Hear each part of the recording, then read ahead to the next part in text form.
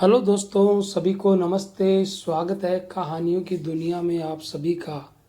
आज मैं आपके सामने मन्नू भंडारी जी के द्वारा लिखी गई एक माँ और बेटे के संघर्षों की भावनात्मक कहानी लेकर प्रस्तुत हुआ हूँ। आम सामाजिक जीवन पर बनी एक सामाजिक परिस्थितियों और वास्तविकता को प्रकट करती कहानी असामयिक मृत्यु। शुरू करते हैं कहानी। सब कुछ जहां का तहां थम गया। गति महेश बाबू के हृदय की बंद हुई थी, पर चाल जैसे सारे घर की ठप हो गई थी। अधूरा बना हुआ मकान और अधकचरी उम्र के 3 बच्चे। सच पूछो तो ये भी कोई उम्र है मरने की भला। कुल जमा 44 साल, पर मौत कौन किसी से पूछ कर आती है। फिर हुआ भी तो सब कुछ कितने आकस्मिक ढंग से। ऑफिस की कुर्सी पर बैठे बैठे ही महेश बाबू का हार्ट फेल हो गया। घर खबर पहुंची तो शारदा अवाक। बस पड़ोसिन ताई की चित्कार घर बनाते मजदूरों के संवेद संगीत को चीरती हुई यहां से वहां तक फैल गई। देखते ही देखते सारा मोहल्ला आ जुटा। शव लाकर बीच आंगन में रखा गया। चारों ओर भीड़ और दार्शनिक मुद्रा में उछाले गए वाक्य। जिंदगी का कोई भरोसा नहीं भैया। अच्छे भले घर से गए थे, कौन जानता था लौटकर ही नहीं आएंगे। राम तेरी माया। मकान और दीपू को लेकर कैसे कैसे सपने देखे थे। आदमी सोचता क्या है और होता क्या है। अधूरा मकान और 3 बच्चों की कच्ची गृहस्थी। तिनके तक का कोई सहारा नहीं। अब तो भगवान ही पार लगाए तो लगे। हे प्रभु, तेरा ही आसरा है। हर मौत पर दोहराए जाने वाले वही पीटे पिटाए वाक्य, वही भाषा। सिर्फ मरने वाला आदमी बदलता रहता है। पर इस सबसे अनछुई सी शारदा की सुनी सुनी आंखें और भावहीन चेहरा, न एक बूंद आंसू, न छाती फाड़ क्रंदन, और इन सब से ऊपर और इन सब से अलग दीपू को बाहों में भरे पड़ोसिन ताई का प्रलाप। अब तेरा नाटक देखकर किसकी छाती गज भर की होगी रे। अखबार में तेरी फोटो देखकर कौन मोहल्ले भर को दिखाता फिरेगा रे। मुझे मीठे चीले खिलाने को कौन कहेगा रे।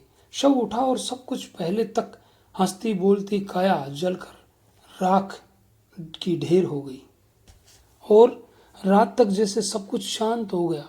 बस शारदा जहां जैसी बैठी थी वैसी ही बैठी रही। 3 बच्चे रो धोकर आंगन में ऐसे ही पसर गए। जून की उमस भरी रात। एक तरफ ईंट रेत और चूने का ढूंढ बिखरे पड़े थे और दूसरी तरफ बच्चे। सामने घना अंधकार। दूसरे दिन शारदा के बड़े भाई आ गए। बहन के सिर पर हाथ रखकर और बच्चों को छाती से चिपका चिपका कर रोए। अरे महेश बाबू, ये किस जन्म का बदला निकाल गए हमसे। अरे तुम्हारी नेकी के गुण तो सारी दुनिया गाती थी, ये किसकी हाय लग गई रे। पर 2 घंटे में ही उन्होंने रोने धोने का काम खत्म किया। आंखों से आंसू पोंछे और दुनियादारी आंज ली। जो घर ऐसे अधर में लटक गया हो जहां आगे नात न पीछे पगहा, वहां फुर्सत से बैठकर शोक मनाने की गुंजाइश कहाँ भला। मातम पुरसी वाले लोग चले गए तो शारदा और दीपू को लेकर वे भीतर आए। 13वीं करने की क्या जरूरत है। चौथे दिन हवन करके उठाला कर दो और आगे की सोचो कि कैसे क्या होगा। पर आगे सोचने के जितने भी रास्ते थे थोड़ी दूर जाकर ही बंद दिखाई देते थे। बैंक बैलेंस नील। इंश्योरेंस जो भी था मकान बनवाने के लिए 3/4 उधार ले लिया। प्राइवेट फंड, उसमें से भी आधा कर्ज ले लिया। फिर भी वही एक रकम है, पर उससे तो ये मकान पूरा हो जाए तो गनीमत। इसे तो अब पूरा करना ही होगा, वरना अभी तक जितना पैसा लगाया है वह भी पानी। पर समस्या तो यह है कि 4 प्राणियों की ये गृहस्थी कैसे चलेगी। और सारे बंद रास्तों से लौटकर उनकी नज़र दीपू पर आकर टिक गई। बीए का इम्तिहान दिया है ना, रिजल्ट भी आता ही होगा। अच्छे डिवीजन में तो पास हो ही जाओगे। वह हुंकार शारदा के मन में जाने कैसा आतंक जमाती सी भीतर तक उतर गई। उसने एक बार घुटनों पर ठोडी टिकाई दीपू के चेहरे की ओर देखा। उसकी अंसुआई आंखों के आगे दीपू की आकृति थरथराती हुई धुंधली होती चली गई। चौथ के दिन हवन हुआ। दीपू के सिर पर पगड़ी पहनाई गई। इसे केवल रस्म ही मत समझना दीपू बेटे। आज से बाबू की इज्जत, बाबू की प्रतिष्ठा और बाबू का भार तुम्हारे सिर पर। अब इस घर की सारी जिम्मेदारी तुम्हें ही निभानी है। मामा की आंसुओं से रूंधी हुई वाणी आवेग के कारण भिंच गई। दीपू ने मामा के पैर छुए तो मामा ने अपने पैरों से उठाकर उसी वेश में दीपू को महेश बाबू के जनरल मैनेजर के चरणों पर झुका दिया। 18 साल तक महेश बाबू ने आपकी कंपनी की खिदमत की। अब दीपू को मौका दीजिए, उसका हक समझ कर दीजिए, चाहे कृपा करके, पर करना अब आपको ही है। और रात को उन्होंने कुछ कुछ किला फतेह करने के अंदाज में सूचना दी। लो, दीपू की नौकरी पक्की कर दी, 400 देंगे। मैंने भी गर्म लोहे पर चोट की। दीपू बेटा, कल ही जाकर मैनेजर साहब से मिल लो और नियुक्ति पत्र ले आओ। फिर कल परसों जब से कहें काम पर जाना शुरू कर दो। बात खत्म करने के साथ ही एक गहरा निश्वास उनके सीने से निकला। जिम्मेदारी निभा देने का, एक विकट समस्या का समाधान कर देने का, एक आश्वासन का। गहरा निश्वास शारदा की छाती से भी निकला, पर एक गहरे अवसाद का। भर्राए गले से पूछा, दीपू नौकरी करेगा अभी से? 4 दिनों में यही पहला वाक्य उसके मुंह से निकला। अभी से? नहीं तो बाद में कौन पूछता है। ये मत भूलो कि ताजे घाव पर दिखाई गई सहानुभूति ही वजनदार होती है। फिर आजकल एमए पास तक तो 200 रुपल्ली की नौकरी के लिए जूतियां चटकाए फिरते हैं। ये तो महेश बाबू की मौत का लिहाज। पर शारदा घुटनों में सिर छिपाए बिसूरती ही रही। मैं नौकरी करूंगा मामा, बड़े दृढ़ और निर्णयात्मक स्वर में दीपू ने कहा। शाबाश, ये हुई ना बात। तुम इस गृहस्थी की गाड़ी को गुड़का ले जाओगे। फिर अचानक स्वर को बेहद स्नेहिल और कोमल बनाकर बोले, और उपाय भी क्या है बेटा? जो कुछ मुझसे बन पड़ेगा करूंगा, पर। और वे दीपू के सिर पर हाथ फेरने लगे। इसके बाद अनेक हिदायतें और अनेक आदेश। पैसा हाथ में आते ही मकान बनवाना तुरंत शुरू कर देना, राजू मीनू की फीस माफ करवा लेना, सारे खर्चे में कटौती कर देना। शारदा केवल सुनती रही। जिस घर में आज तक कोई भी काम उसकी इच्छा के खिलाफ नहीं हुआ, उसकी सलाह के बिना नहीं हुआ, वहां अब उसे केवल दूसरों के आदेशों पर चलना है। पहली बार उसे स्थिति की भयावहता का एहसास हुआ। पहली बार लगा कि उसके पति मर गए हैं। उसके सुख चैन और अधिकारों की सीमा समाप्त हो गई है। रात शायद आधी से अधिक बीत गई है। चारों ओर निपट सन्नाटा, कहीं पत्ता तक नहीं हिल रहा। पर शारदा के मन में जाने कैसा तूफान उठा हुआ है। एक दूसरे पर उभरते हुए दृश्य, एक दूसरे को काटते हुए वाक्य। नाटक समाप्त हो गया है। उत्पल दत्त प्रमुख अतिथि के रूप में भाषण दे रहे हैं। दीपक की अभिनय कला, दीपक की प्रतिभा, दीपक के उज्जवल भविष्य की कामना, फिर प्रशंसा और बधाइयों का दौर। आपका बेटा बहुत बड़ा कलाकार बनेगा। अरे, he is the born artist. दूसरे दिन सारे अखबारों में दीपक की फोटो, दीपक की सराहना। महेश बाबू घर घर अखबार दिखाते फिर रहे हैं। पिछले 3 सालों से ये क्रम कई बार दोहराया गया है और हर बार महेश बाबू का पुलकित गदगद स्वर, जीनियस है तुम्हारा बेटा। देखना, इतना नाम करेगा, इतना नाम करेगा कि लोग अपने बेटों को डॉक्टर, इंजीनियर बनाने के सपने देखते हैं। मेरा बेटा कलाकार बनेगा।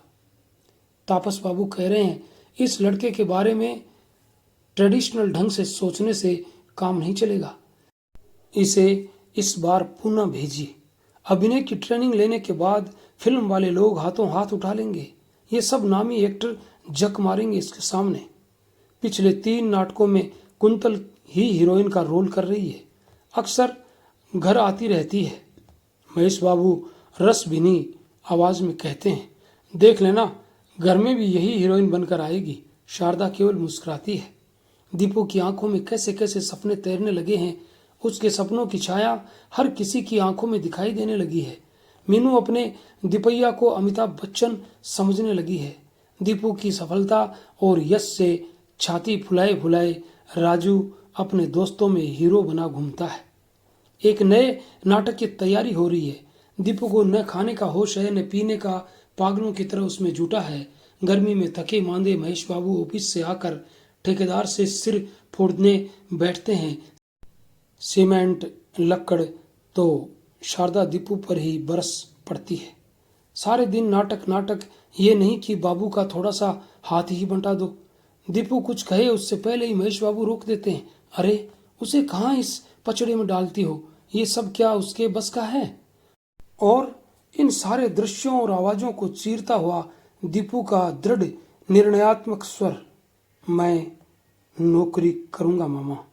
शारदा के तन मन को झकझोरता मरोड़ता हुआ आवेग का एक गोला सा उमड़ता है। फिर आंसुओं की बाढ़, हिचकियों का सैलाब। घर की ठप हो गई गाड़ी को किसी तरह गुड़काने का इंतजाम करके दूसरे दिन बड़े भैया चले गए। घर की गाड़ी घिसटती हुई जैसे जैसे चल पड़ी। दीपू की नौकरी का पहला दिन। मीनू ने दीपैया के कपड़ों पर इस्त्री की। राजू ने बाबू का ब्रीफकेस खाली किया, पर समझ ही नहीं आया कि इसमें आखिर रखें क्या। तो बाबू के ही कुछ कागज डायरी रख दी। कम से कम लगे तो कि ऑफिस जा रहे हैं। चलने से पहले पड़ोसन ताई ने आकर दीपू की बलैया ली, उसे दही पेड़ा खिलाया। इस सारे आयोजन में बस शारदा ही जैसे आंख चुराती रही, सामने पड़ने से कतराती रही। और जब दीपू चला गया तो इतनी देर से थमा हुआ मन का आवेग आंसुओं के रूप में फूट पड़ा। ये क्या बहू, तुम तो खुशी के मौके को भी आंसुओं में सान कर मिट्टी कर देती हो। बेटा नौकरी पर गया, ये रोने की बात है भला? खैर मनाओ कि भगवान ने बिगाड़ा तो सब समेट भी लिया। किसके नसीबों में होते हैं ऐसे बेटे? शाम को दीपू की प्रतीक्षा में सब बैठे हैं। कैसा लगा दीपैया? राजू उछलकर पूछता है। मीनू बढ़कर ब्रीफकेस रख देती है। लगता क्या, खूब अच्छा लगा। सब लोग खूब प्यार से बोलते बतलाते रहे। मैनेजर साहब ने अपने पास बिठाकर चाय पिलाई, फिर चुटकी बजाते हुए बोला, देखना अम्मा, यूं काम सीखता हूँ। और हाँ, एक बड़े मजे की बात हुई। मैं काम कर रहा था, पीछे से किसी ने आवाज दी, मिस्टर अग्निहोत्री, मिस्टर अग्निहोत्री। यहाँ दीपू राम को पता ही नहीं कि उन्हें भी बुलाया जा रहा है। फिर आवाज को जरा सा भारी बनाकर बोला, सो अम्मा, अब तुम्हारा दीपू मिस्टर अग्निहोत्री बन गया है, समझी? सब चुप।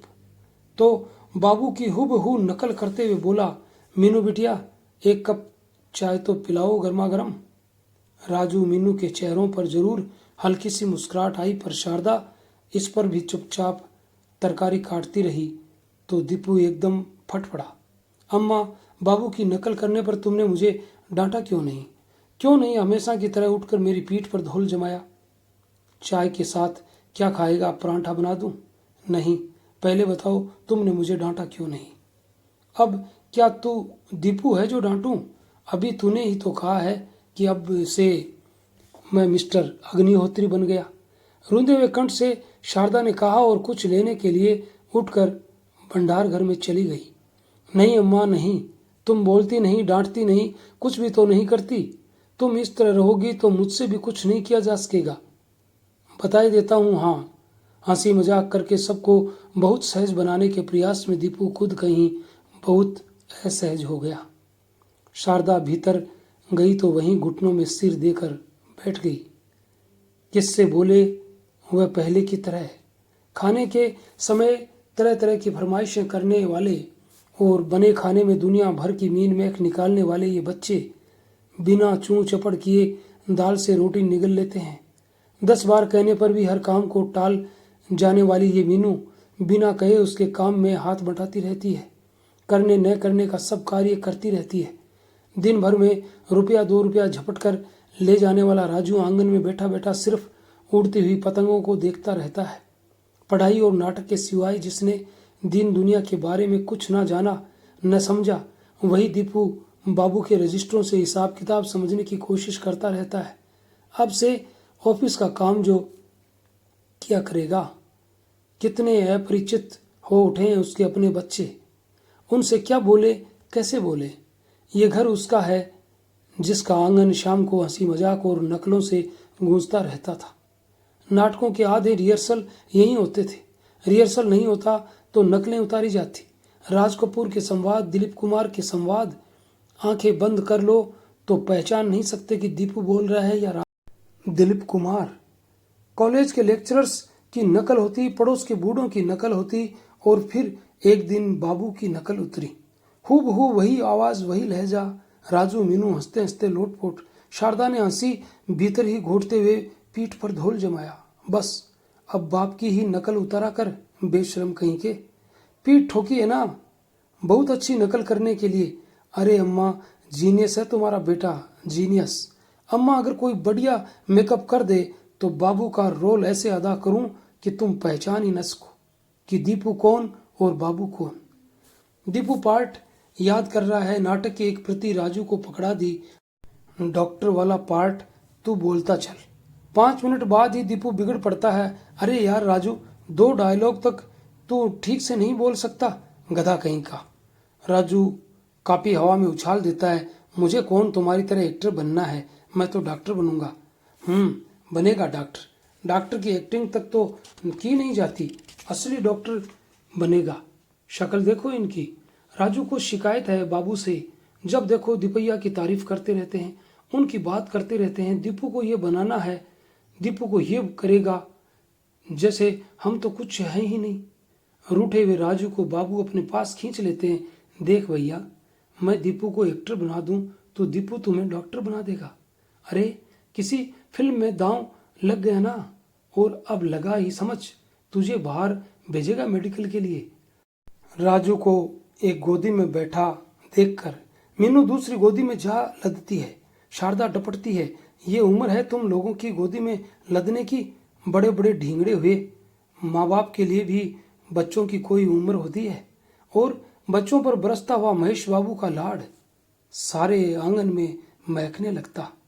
दिन में लू से झुलसता हुआ और रात को उमस भरी मायूसी में डूबा रहने वाला ये आंगन उसके अपने घर का आंगन है। कोई 2 सप्ताह बाद दीपू का रिजल्ट आया, फर्स्ट डिवीजन। मायूसी में लिपटी खुशी का एक हल्का सा एहसास उसके मन में जगा और बिला गया। बड़े मामा का पत्र आया। बधाई और आशीर्वाद के बाद लिखा था, इस खबर से जो सबसे ज्यादा खुश होता, गर्व करता, वह तो आज हमारे बीच है नहीं। फिर भी तुम अपना रिजल्ट ऑफिस में बता देना। मैनेजर साहब ये न समझे कि उन्होंने केवल कृपा ही की है, एक योग्य व्यक्ति को ही काम दिया है। पीएफ के पैसे के लिए पीछे लगे रहना, मिलते ही मकान का काम शुरू करवा देना। सबसे ज्यादा चिंता मुझे मकान की ही है। वह बन जाएगा तो तुम लोगों का आधा संकट टल जाएगा। मैं जल्दी ही आने की कोशिश करूंगा। कल भास्कर, कपिल और दुबे आए थे, पर शायद संकोचवश असली बात नहीं कर पाए। आज तापस बाबू खुद आए हैं, तुरुप का पत्ता हाथ में लेकर। कुंतल स्थिति की नजाकत को समझते हैं, इसलिए स्वर में संकोच जरूर है, पर आग्रह जैसा कुछ नहीं। मिठास में लिपटा आदेश ही है। अब रिहर्सल में आना शुरू करो। दिल्ली में होने वाले ऑल इंडिया कंपटीशन के लिए एंट्री भेज चुके हैं। समय बहुत कम रह गया है। शारदा के चेहरे पर घिर आई भय की हल्की सी छाया को उनकी तेज आंखें भांप लेती है। आज आप चिंता न करें भाभी, पहले की तरह रात दिन वाले रिहर्सल अब नहीं होंगे। दीपू ऑफिस के बाद ही आया करेगा। फिर एक क्षण रुककर बोले, इसे नाटक से कटने मत दीजिए, वरना आप तो जानती हैं नाटक ही इसका प्राण है। ऑफिस का काम जितना जरूरी है, नाटक का काम भी उतना ही जरूरी है। तापस और कुंतल दीपू को अपने साथ ही ले गए। शारदा जानती है नाटक दीपू के लिए काम नहीं है, नशा है। जब चढ़ता है तो भूत की तरह सवार हो जाता है, फिर उसे दीन दुनिया किसी का होश नहीं रहता। शारदा जब कभी कभी इसे पागलपन कहती थी तो महेश बाबू कहा करते थे, ये लगन है शारदा, लगन। कहाँ होती है इस उम्र के बच्चों में ऐसी लगन? फिर बिना लगन को कोई बड़ा काम होता है भला? लेकिन अब यदि दीन दुनिया को भूल गया तो, और यदि दीन दुनिया के चक्कर में नाटक से कट गया तो, और इन दो तो की जकड़ में शारदा का मन ऐंठने लगता है। दूसरे दिन शारदा उठी तो देखा दीपू आंगन में टहल टहल कर कुछ पढ़ रहा है। इतनी सवेरे सवेरे उठकर क्या पढ़ रहा है? अपना पाठ याद कर रहा हूं, सचमुच तापसदा ने बहुत बढ़िया नाटक लिखा है। ये रोल करने के बाद देखना अम्मा, हल्ले हो जाएंगे दीपक अग्निहोत्री के। और शाम को ऑफिस से आते ही ब्रीफकेस, जूता, मोजा अलग अलग दिशाओं में उछले। आ जाओ राजू, मीनू, रिहर्सल शुरू। अम्मा तुम बैठकर देखना। राजू मीनू दूसरे पात्रों के संवाद पढ़ रहे हैं और दीपू अपने। इतने दिनों से शारदा के चेहरों की रेखाओं का तनाव अपने आप पिघलने लगा और घर पर फैले अवसाद की एक परत जैसे किसी ने हटा दी। 1 तारीख। दीपू ने शारदा के हाथ में तनख्वाह रखते हुए कहा, ये मेरे 15 दिन की तनख्वाह है, 200 रुपये, और ये बाबू की 5 दिन की तनख्वाह के 250 रुपये। वाह रे दीपू मास्टर, क्या कीमत है तुम्हारी। फिर एकदम गंभीर होकर बोला, अम्मा अब से इन्हीं रुपयों में घर चलाना है, सब कटौती कर दो, पीएफ का चेक भी कल मिल जाएगा। बस 2 दिन बाद से मकान शुरू। राजू को भेजकर मिश्रा काका को बुलवा लो, आकर अपनी ठेकेदारी संभाले। रुका हुआ मकान फिर बनने लगा। मजदूरों की आवाजाही, ठेकेदार, मिश्रा जी की गुहार पुकार। शाम को दीपू आया और मिश्रा जी ने कहा, भैया चलकर मजदूरों को मजदूरी बांट दो और आज का हुआ काम भी जरा नजर से गुजार दो। मजदूरी तुम बांटो, सामान तुम ला कर दो, काम देखो और कसर हो तो हमें बताओ। पर काका मैं कुछ जानता नहीं, समझता नहीं, ये सब मुझसे कैसे होगा? होगा कैसे नहीं? महेश बाबू करते थे कि नहीं? पर मैं तो बाबू नहीं हूं काका। हमारे लिए तो भैया तुम महेश बाबू हो, और हो क्यों नहीं। जिस दिन महेश बाबू की पगड़ी सिर पर धर ली उसी दिन महेश बाबू बन गए। और उन्होंने सामान की एक लिस्ट पकड़ाते हुए कहा, तुम खांची लो, हम साथ चलेंगे और सब सामान दिलवा देंगे। 4 दिन में तुम खुद लायक बन जाओगे। और 8 बजे के करीब दीपू जब लोहा लक्कड़ कील कांटों की दुकानों के चक्कर लगाकर लौटा तो एकदम पस्त हो चुका था। काका रोज रोज अब क्या मुझे यही सब करना पड़ेगा? अरे भैया अपने मरे बिना भी कहीं स्वर्ग दिखा है। और मिश्रा काका ने कोई 10 दिन में ही दीपू को स्वर्ग दिखा दिया। रुका हुआ मकान फिर बनना शुरू हो गया, पर जो नाटक शुरू हुआ था वह जहां का तहां रुक गया। मामा आए तो गदगद। मकान का मुआयना करने के बाद बड़े संतुष्ट भाव से दीपू की पीठ थपथपाने लगे। शारदा तेरा बेटा तुझे पार लगा देगा। कितनी होशियारी से सारा काम संभाल लिया, लगता ही नहीं कि महेश बाबू नहीं है। फिर जाने क्या सोचकर वाक्य अधूरा ही छोड़ दिया। राजू मीनू के स्कूल खुल गए तो उनकी जिंदगी फिर लौट आई। नई कक्षाओं में जाने का उल्लास, नई किताबें खरीदने का उत्साह, हम उम्र साथियों का साथ। पर दीपू शारदा बोलती कुछ नहीं, सिर्फ देखती है। महेश बाबू के कमरे में बैठकर सवेरे सवेरे ऑफिस की फाइलों में डूबे हुए दीपू को, ऑफिस जाते हुए दीपू को, मिश्रा काका के साथ मगज मारते हुए दीपू को, ट्रक से भरी सीमेंट की बोरियां उतरवाते हुए को, कभी ईंटें गिनकर रखवाते हुए दीपू को, रात में देर तक हिसाब लिखते हुए दीपू को। और उसके मन में जाने क्या कुछ कचोटता रहता है। रह रहकर एक घटना मन में उभर आती है। वह रसोई में कुछ काम कर रही थी कि बाहर से दीपू के खांसने की आवाज आई। खांसी क्या? जैसे खांसी का दौरा ही पड़ा हो। शारदा झपटकर बाहर आई। घुटनों में पेट दबाए, हथेलियों में माथा थामे दीपू खांस रहा है बुरी तरह। चेहरा लाल, आंखों में आंसू, खांसी क्या लगता है आंतड़ियां ही बाहर निकल आएंगी। सख्ते में आई शारदा पीठ मलने लगी। कब हुई तुझे ऐसी खांसी? पहले तो कभी नहीं सुनी। घबराहट के मारे उसकी अपनी आंखों में आंसू आ गए। खांसते खांसते कहीं सांस ही न उखड़ जाए दीपू की। 2 मिनट तक शांत रहकर दीपू ने अपने को साधा, फिर झटके से खड़े होकर हंसता हुआ बोला, रिहर्सल रिहर्सल। क्या? फटी फटी आंखों से उसकी ओर देखती हुई शारदा चीखी, एक बूढ़े भयंकर दमे के मरीज का रोल करना है, समझी? फिर सामने हंसता हुआ बोला, मानती हो अब तो कि तुम्हारा बेटा जीनियस है? जीनियस की दुम, प्राण ही निकल गए तो मेरे तो। इसका मतलब मेरी एक्टिंग कमाल की। लाड में आकर दीपू ने अपनी दोनों बाह मां के गले में डाल दी और हंसने लगा। दीपू की हंसी से एक क्षण पहले का तनाव झटके से गायब हो गया और सब कुछ सहज हो गया। पर अब न तो कोई झटका लगता है, न ही कुछ सहज होता है। ईंट पर ईंट धरी जाने लगी और दूसरे तल्ले की दीवारें ऊपर उठने लगी, लेकिन नीचे वाला तल्ला जैसे और नीचे धंसने लगा। 1500 में चलने वाली गृहस्थी को कुल 400 में चलाना कोई आसान काम नहीं था। बरसों की आदतें अंकुश लगाने पर भी दगा दी जाती। जब तक कड़की का कोड़ा नहीं पड़ा था, सबका मन एक दूसरे के लिए उमड़ता रहता था, एक दूसरे को संभालता रहता था। लेकिन अब अम्मा, तुमने 200 रुपये पीएफ के रुपयों में से खर्च कर दी। क्या करती? राजू मीनू की किताबें, मीनू की 2 जोड़ी यूनिफॉर्म, ये सब मुझे बताने की जरूरत नहीं है। बीच में ही बात काट कर दीपू तेजी से कहता, बस इतना जान लो कि इस पैसे को छुओगी भी नहीं। जानती हो, मिश्रा काका के बताए हिसाब से तो बाबू के इन रुपयों से भी मकान पूरा नहीं होगा। और तुम हो कि कहाँ से आएगा रुपया? मुझे क्या कहते हो? सब अपने पेट पर पट्टियां बांध लो। शारदा का तो 2 टूक जवाब। और खर्च कम करो, दूध बंद, खाने में कटौती, 60 की जगह 25 पावर के बल्ब पर इस दम तोड़ महंगाई में खर्चा है कि चलता ही नहीं। और न करके भी 150 रुपए मकान के रुपयों में से निकल जाते हैं। दीपू खींचता है, चिल्लाता है, फिर हताश हो जाता है। पर जब शारदा हताश होती है तो हौसला बंधाता है। बस कुछ महीनों की बात है अम्मा, मकान खत्म होते ही नीचे का मकान किराए पर उठा देंगे।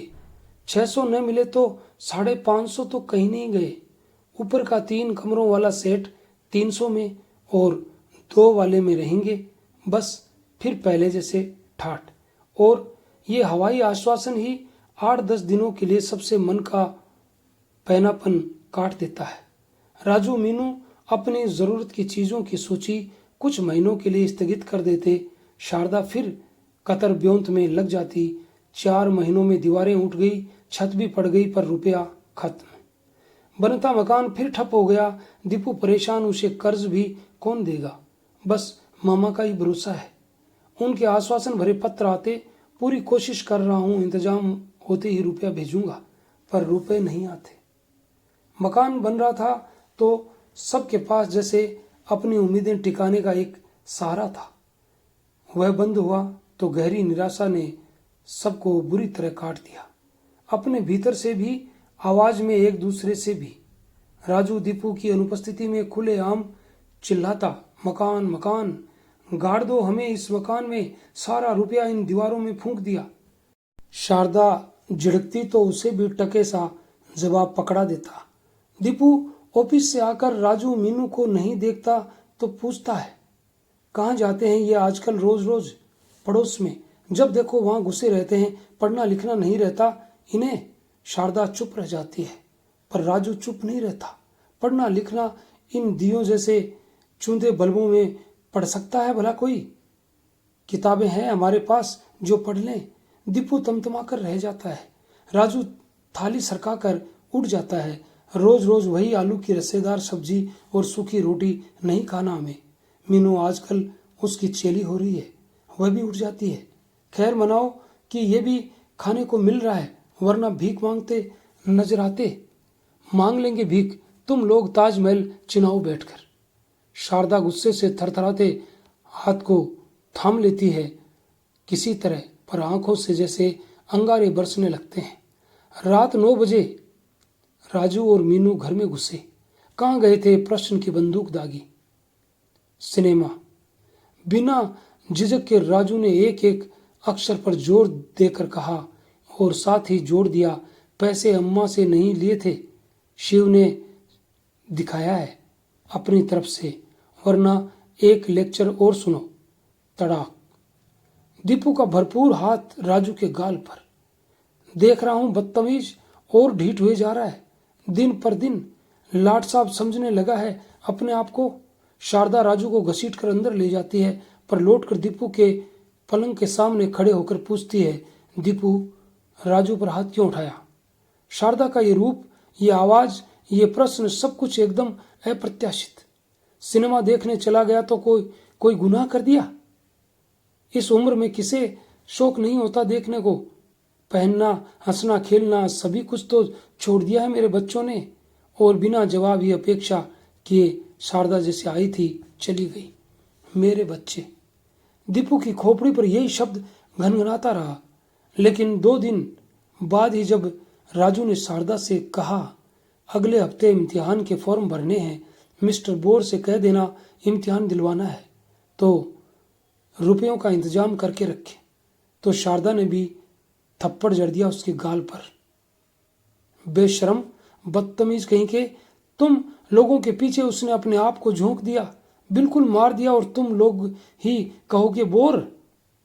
पर आपसी दुर्भावना मिटाने के ये प्रयास कड़की के कोड़े के नीचे सहम कर रह जाते हैं। जल्दी ही रुपयों का प्रबंध होने की उम्मीद है कि आश्वासन वाले पत्र अब किसी को हौसला नहीं बंधाते और मन की निराशा खींच बनकर एक दूसरे पर निकलती रहती है। हार कर एक दिन शारदा कहती है, दीपू, मेरे लिए किसी काम का जुगाड़ कर दे। 10वीं पास तो मैं भी हूँ, कुछ ना कुछ तो कर ही लूंगी। पर काम का जुगाड़ शारदा के लिए नहीं, दीपू ने अपने ही लिए किया। शाम को किसी के यहाँ चिट्ठियां टाइप करनी, हिसाब लिखना, 2 घंटे 150 रुपया। शारदा ने सुना तो राहत की सांस ली। करो बेटा करो, कुछ तो हाथ खुलेगा। आज दीपू को 6 माही बोनस मिला, 1 महीने की अतिरिक्त तनख्वाह। लग रहा है जैसे घर के सारे तनाव ढीले हो गए। लौटते हुए रास्ते से उसने गाजर का हलवा बंधवाया। आधी सर्दी बीत गई, एक बार भी हलवा नहीं खाया। इन रुपयों से वह सबकी छोटी मोटी इच्छाएं पूरी करेगा, सिनेमा दिखाएगा। पिछले 6 महीने से कल की चिंता में वह आज को मारता ही आया है। राजू ठीक ही कहता है, पर उसे रास्ते पर जरूर लाना है, थोड़ा भटक रहा है। मीनू को सलवार कुर्ता बना देगा और अम्मा के लिए शॉल। अगले महीने तो वैसे भी 150 रुपया ज्यादा ही मिलेगा। 400 रुपयों में उसके सबके मन में पड़ी 400 सलवटों को सीधा कर दिया। रात में शारदा दूध का गिलास लेकर सामने आ खड़ी होती है। ये क्या है? दूध? किस लिए? क्यों सवेरे से रात तक मशीन की तरह जुटा रहता है? एक घूंट दूध गले के नीचे नहीं उतरना चाहिए? तुम भी कमाल करती हो अम्मा। घर में राजू और मीनू पढ़ने वाले बच्चे हैं, उनके इम्तिहान भी पास हैं।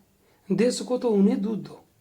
शारदा जैसी की तैसी खड़ी रह जाती है। दीपू की आवाज दीपू के चेहरे में से कुछ ढूंढती सी।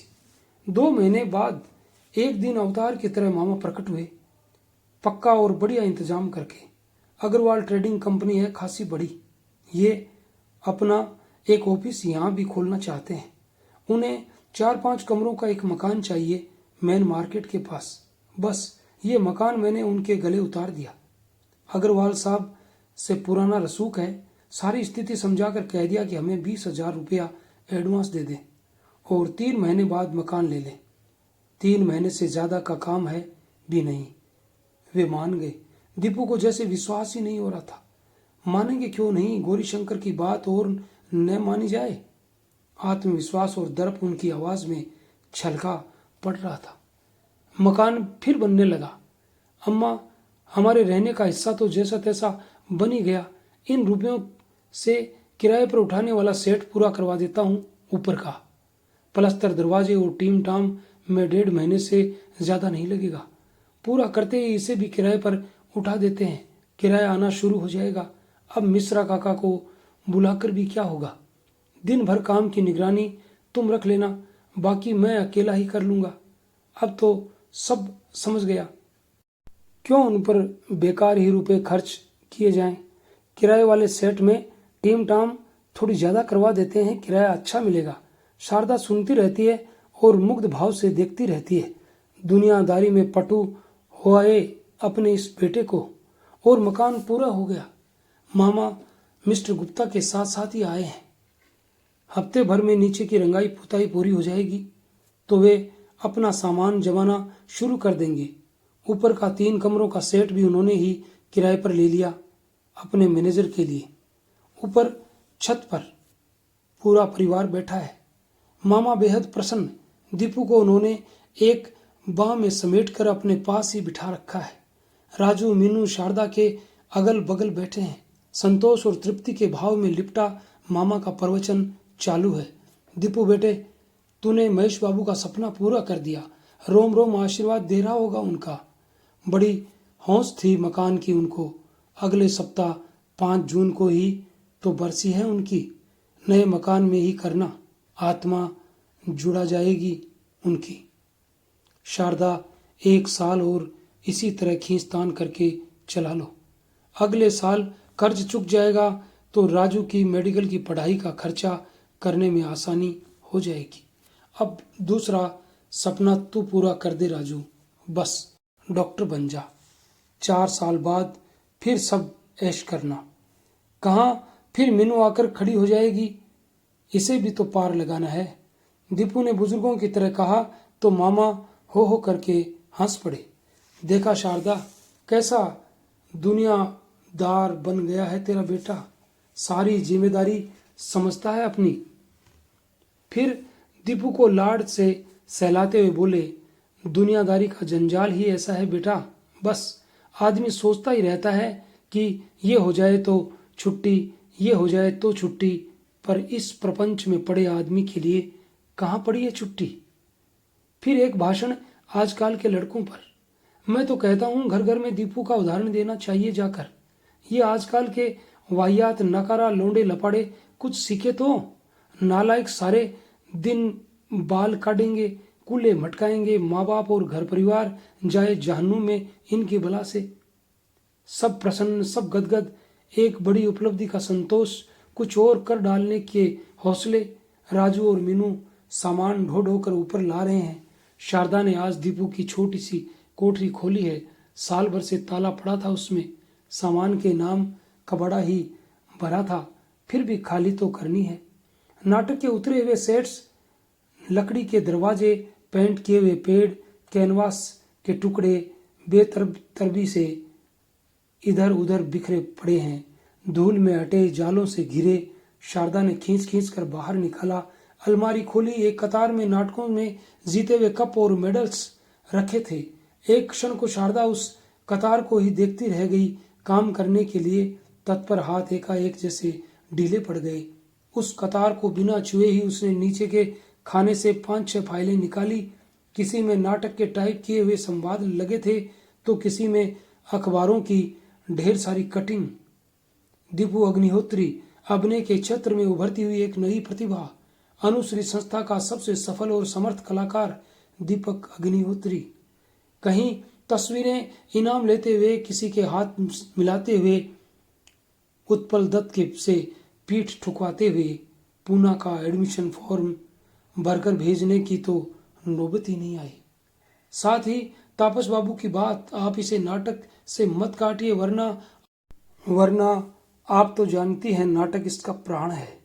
3-4 नीले लिफाफे में बंद 8-10 छोटी छोटी चिट्ठें। आज ग्रीन रूम में हाथ पकड़कर जो कुछ कहा था वह नाटक का संवाद तो नहीं था ना। उसे सच ही समझूं कि रिहर्सल के दौरान भी जब तुम देखते हो तो भीतर का सब कुछ थरथरा जाता है। घर लौट आती हूँ फिर भी तुम्हारी नजर उसी तरह पीछा करती रहती है। अपनी नजर को समझाओ प्लीज। के आज तुमने ये क्या कर डाला? नहीं दीपू, अभी ये सब नहीं। तुम पुणे चले जाओगे तो पीछे इस लायक तो छोड़ो कि प्रतीक्षा कर सकूं। आंसुओं के सैलाब में शारदा और कुछ नहीं पढ़ पाई, बस सुन्न सी जहां की तहां बैठी रह गई। उसके आसपास का सब कुछ जड़ होता चला गया और भीतर एक दूसरी ही दुनिया खुलती चली गई। अनेक दृश्य, अनेक बातें, अनेक सपने। तुम्हारा बेटा जीनियस है शारदा, जीनियस। देखना, इतना नाम करेगा। अम्मा अम्मा, राजू का स्वर कहीं से दूर से आता लगा। अम्मा, पंडित जी पूछ रहे हैं बरसी पर कल कितने ब्राह्मणों को बुलाना है। बरसी। और एक क्षण शारदा जैसे समझ ही नहीं पाई है कि किसकी बरसी की बात कर रहा है राजू। ये थी कहानी मन्नू भंडारी जी की लिखी गई, बहुत ही भावनात्मक असामयिक मृत्यु। अगर आपको अच्छी लगी तो हमारे चैनल को लाइक, शेयर, कमेंट और सब्सक्राइब जरूर करें और मिलते हैं कल किसी नई कहानी के साथ। तब तक के लिए all the best. Thanks for watching.